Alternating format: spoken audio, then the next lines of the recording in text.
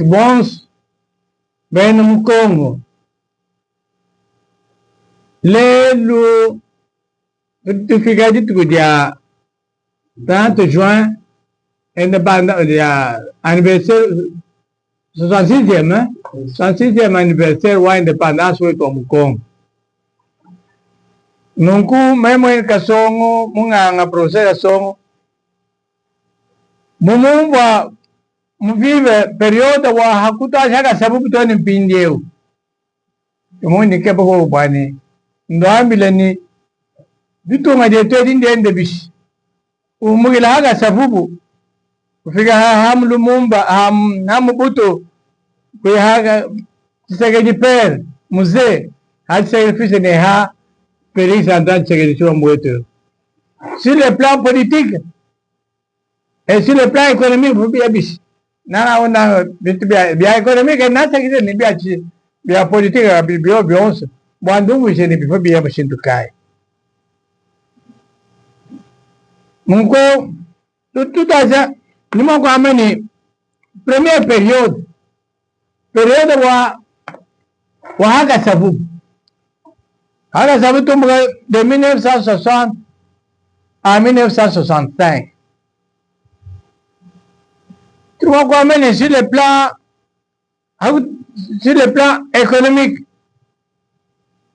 Il y avait une stabilité économique, une certaine stabilité économique.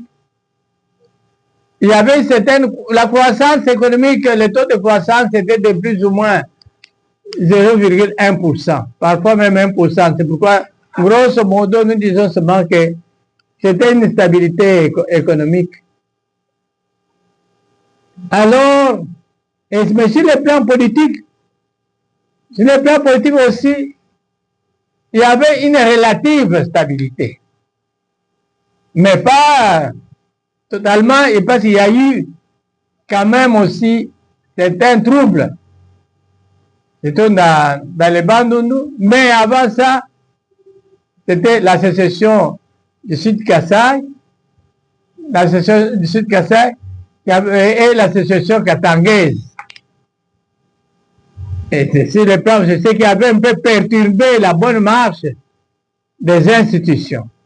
Et moi qui vous parle ici, j'étais d'abord dans l'État indépendant du Sud-Kasaï.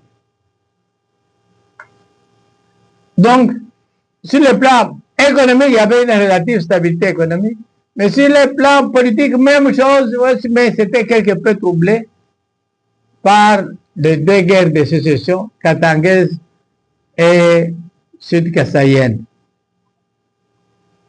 Ça, c'est la première période. Et si je peux vous parler de la deuxième période, c'est que Mobutu a fait son coup d'État en 1965. Ça a coïncidé un peu avec une forte hausse des prix du cuivre sur le marché international. C'est bien qu'en 1965 jusqu'à 1970, 72, il y avait une forte croissance économique. Nous avons connu une croissance économique, malheureusement, avec la croissance économique, l'argent a été utilisé essentiellement pour danser, tout ça. Vous connaissez avec les impériaux, comment on dansait sur le plan économique, mais je regarde un peu toute la période là. À partir de 1974-73, Mobutu avait fait la zaïrianisation. En grosso modo, ce que je vous dis, il avait fait la zaïrianisation. Il avait étatisé les entreprises privées. Donc, l'outil de production était détruit. Alors, c'est ce qui fait que du temps de Mobutu, grosso modo, la tendance, c'était la dégradation de l'économie.